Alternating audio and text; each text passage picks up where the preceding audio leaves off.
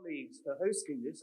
This is my first day in Vietnam, but several of my friends and their sons and daughters have been, and one of my daughters has been around Vietnam, and everyone says what a beautiful country and how welcoming the people are. So thank you so much. Now I'm going to go very rapidly through something about what the IFCN does, in case you might not know. The IFCN has 64 societies in 62 countries with this number of members, and actually a relatively small number on the executive. There are 10 of us on the executive. It's divided into 4 chapters, and the European, Middle East and Africa chapter has 37 societies and is really quite active as a sort of coming together every other year for a congress, and it gives a number of scholarships and various things. The American Society, as you know, has 2 huge, very well organized societies of its own, and so doesn't need the same sort of cohesiveness that Europe does, Middle East and Africa. And then in between those 2, Latin America and Oceania, are smaller chapters with individual societies and countries within them. In addition to those, we also have developed over the last few years special interest groups that I bring your attention towards: Advanced EEG and MEG, Brain Stimulation, Brain STEM Society, an education one to try and improve education throughout our society, the Nerve and Muscle Excitability, and then a new one to do with pain. Our journals, we have one which is well established, Clinical Neurophysiology, our official journal under the editorship at the moment of Ulf Seaman, which is about to pass to Robert Chen, and which is dedicated to publishing scholarly reports on the pathophysiology underlying diseases of the peripheral and central nervous system.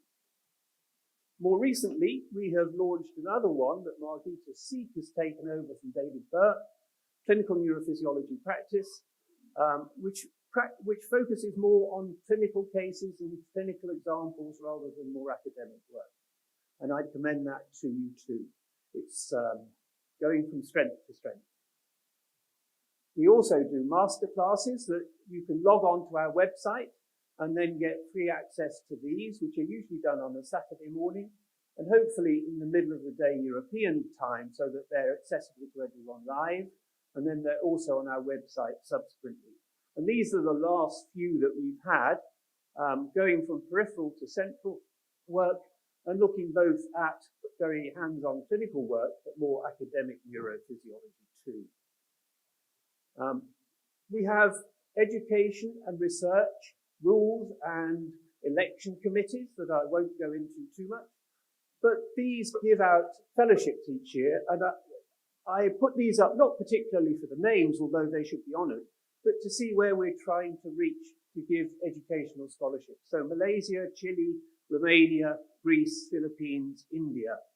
Those are for educational scholarships. And then for research fellowships, Turkey, and then happen to be 2 from Italy on this occasion, but doing different research topics.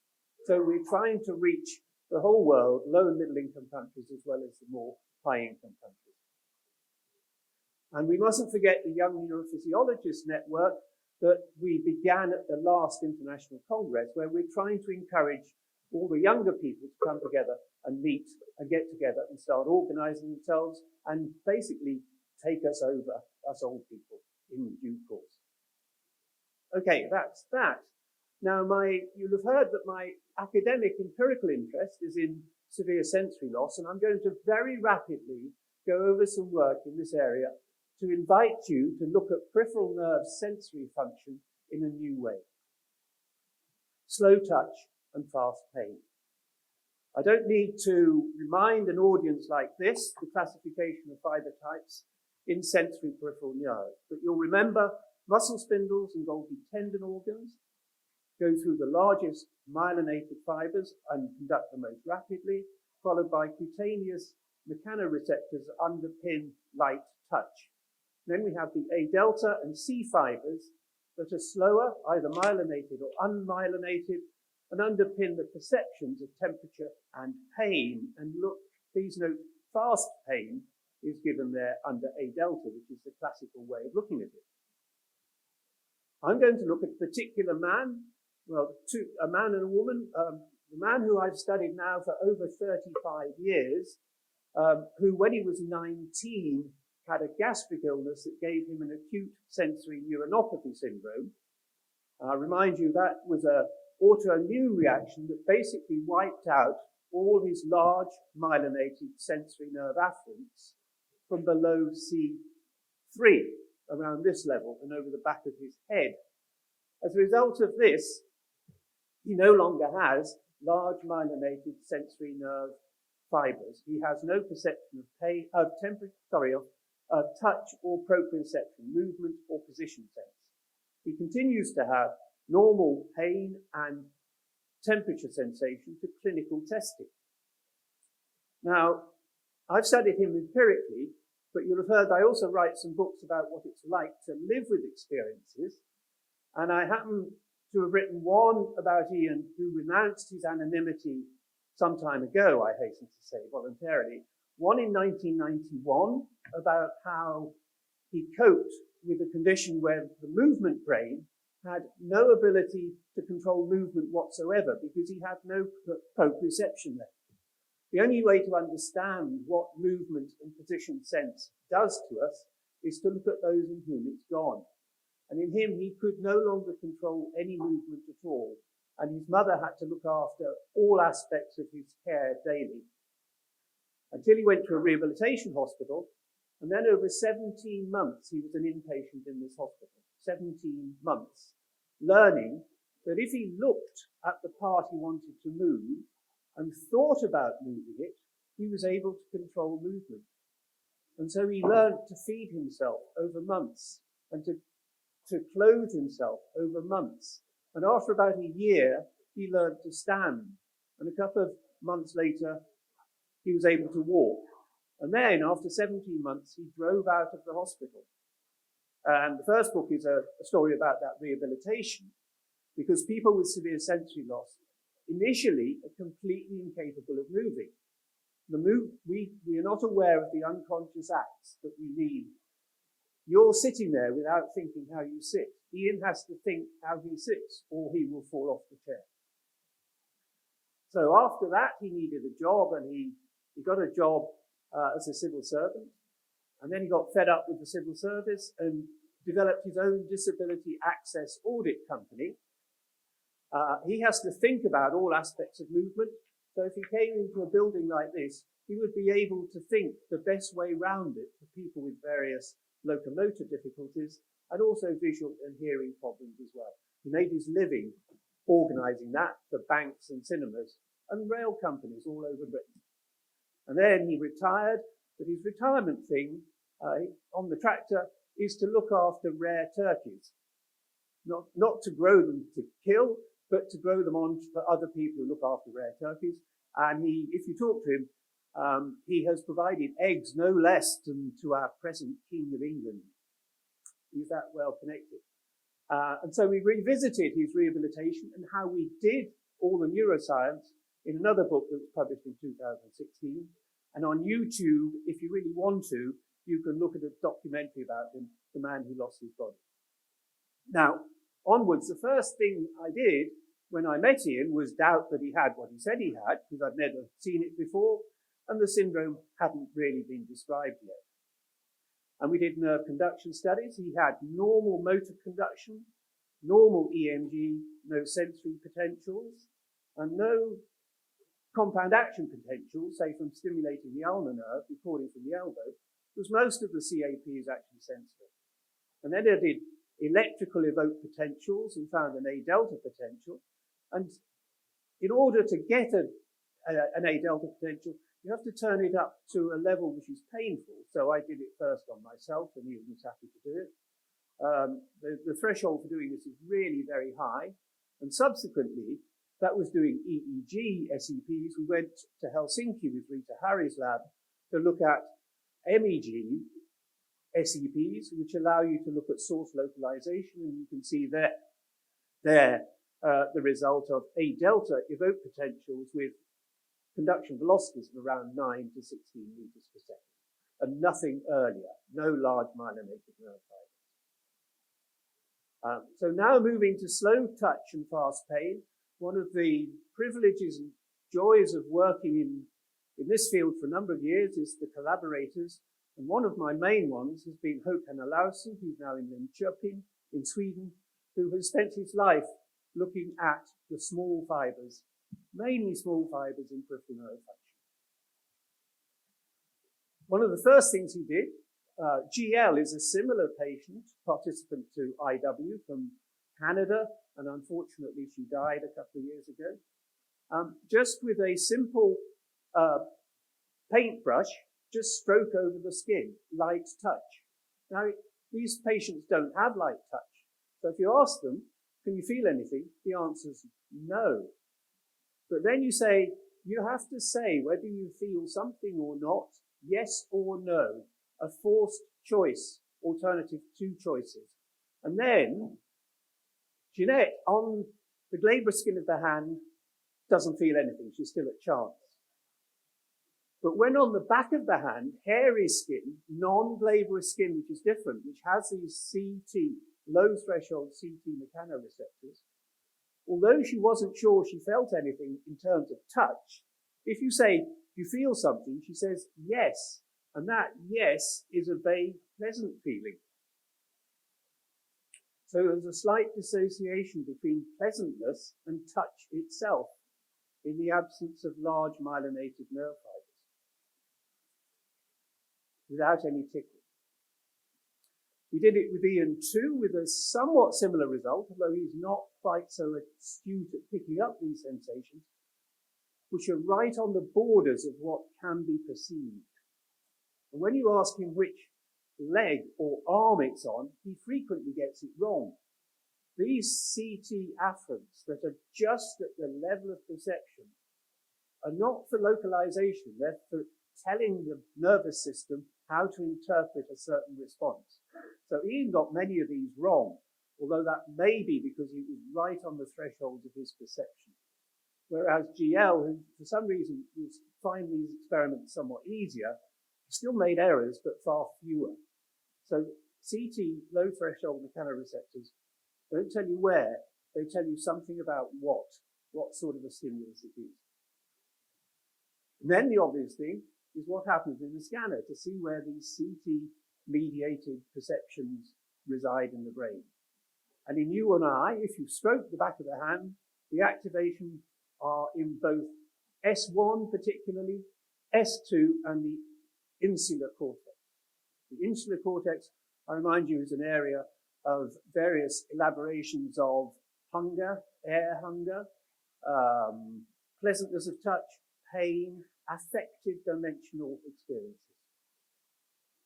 And when GL was placed in the scanner, she had nothing in sensory cortex, but she did activate insular cortex, as though the idea of the pleasantness of touch doesn't go through the normal somatosensory system to S1, but goes to the insular cortex, where it's interpreted in terms of pleasantness or effectiveness or social touch.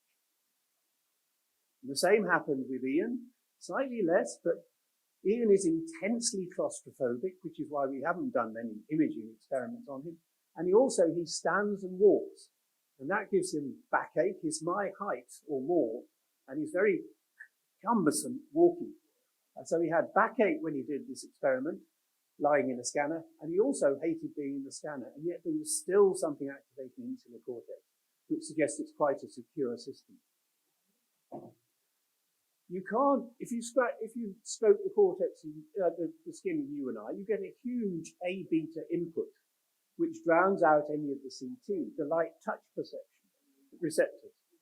And the next thing to do, of course, is to record from CT afferents themselves in control subjects using microneurography. So you can put a needle in a human nerve and isolate CT afferents, here done by Lin and Locum in Håkan's lab, and you can see where the CTs, as well as slowly adapting low threshold mechanoreceptors, are present. If you then ask how these receptors respond, and you move the speed at which you brush across the skin, the CT low threshold ones, they have a firing frequency which is most, not at the fastest frequency of stroke, but an intermediate one. And if it's faster, the response goes down, not up. And this stroking is a sort of stroking affiliative touch, gentle stroking, that is something might be done socially between mother and child. And these CT afferents may be underpinning this. Compared with the A beta large, low threshold touch receptors that respond more according to fast frequency of stroke. And then you ask the psychophysics of how pleasant a stroke is, and the psychophysics of the stroke perception follows really quite closely the discharge properties of these CT low threshold mechanoreceptors. So that's one system. Now, pain, we're all taught, is a delta and C fiber function. But if you tread on a nail, you don't want to wait for your A delta or your C fibers to fire off. C fibers take a second or two to get wherever they get. You want to withdraw immediately. So it's well known in most mammalian species and animal physiologists, there are fast pain fibers, A beta pain fibers, and we've rather forgotten this in human practice and thought pain is a slow function. This is work by Saad Naji and Andy Marshall in Liverpool, but it's also jointly with Hokan and Lin Chilping, and in NIH as well, in Kathy Bushnell's lab. And again, they've used microneurography techniques to isolate with using Bonfrey hairs, but brush really coarse ones that cause pain. So the high threshold mechanoreceptors, you see the AHTMR, respond to a coarse brush at very high intensities. And if you see at the bottom in the middle, their conduction velocity of these high threshold mechanoreceptors is the fast frequency. A overlaps with A beta fibers. So these large myelinated, high threshold nociceptors exist in humans too. Then you have to go back to the patients to see what their perception, although clinically they say their pain perception is pretty normal, Ian will say when he hits himself, it's as though it's on a cold day or something. It's slightly more unpleasant than he thinks it was originally. And Ian actually still has perception over his head, so can compare apparently normal cutaneous reception on the head to the rest of his body. And then we looked at using these monofilaments on GL and IW and found in the blue that their perception of pain intensity is actually not normal. They have a reduction in pain to monofilaments there. And we compared it with those who have a defect in large myelinated sensory nerves due to a receptor problem, piezo2 abnormalities, and also those with hereditary sensory autonomic neuropathy type 5, who have deficits of their own, which are different, involving smaller fibers. And they respond similarly to controls here. So their large fibers are working, but their small ones aren't. Whereas in Ian and Jeanette, it's their large fibers that are telling us perceptually pain goes through large fibers as well. You then look at pressure. So if you're jabbing them with something, their perception is different. But if you inflate a cuff, either of the whole leg or a sphygmomanometer on the leg or a pressure one, you can see the deafferented subjects, their thresholds are always higher as to whether they're being inflated or not, and their perceptions of pain are reduced. So these large myelinated nociceptors seem to be underpinning perception as well of pressure. So to sum up in this bit, C low threshold mechanoreceptors are low threshold and respond to slow stroking touch. They're really poorly perceived, and Ian can hardly perceive them. So it brings the idea that some cutaneous receptors are not designed to be felt perceptually, but in some way condition what's happening in the A-beta fibers and allows the brain to reinterpret the signal in some way. And some of this may be happening at the dorsal horn. Andy Marshall has some evidence for that, but some of it may be happening more cortically. They're poorly localized and they project to insula, and they may underlie social touch and affiliative touch. And you'll know that in non-human mammals, whether primates who pick ticks off each other the whole time, or domesticated animals, dogs, they will lick, and the whole time they're licking, and cows and sheep, a newborn sheep or cow, the mother will lick and lick and lick and lick and lick. And that is activating CT afferents, amongst many other things. And then the A-beta high threshold mechanoreceptors can be recorded, they're present. Those without them have state thresholds, and they may be involved.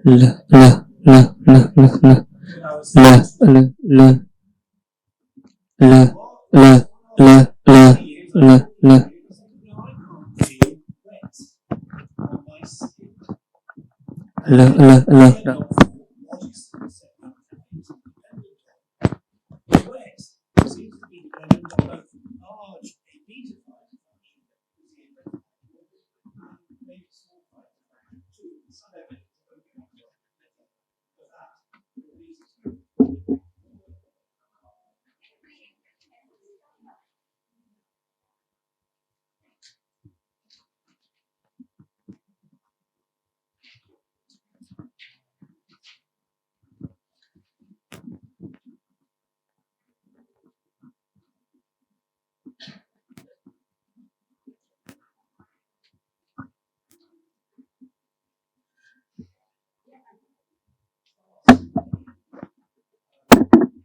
C5 is an effective touch. Wet and effective touch need all sort of fiber. So you need effective touch C fibers to interpret what the A-beta fibers are telling you. And in order to feel wet, you certainly need A-beta fibers, but you may also need C fibers as well. So we mustn't think of single peripheral nerve lines giving us single perceptions. Either at the dorsal horn or cortically, a lot goes on. Not all perceptions depend on single receptors or afferent inputs. And it's all I have to do now, thank you very much, is to invite you to come to the ICCN in 2024, which will be in Jakarta. We're delighted to be working with our Indonesian colleagues and to spread the good news of clinical neurophysiology in Asia as anywhere else. Thank you very much indeed.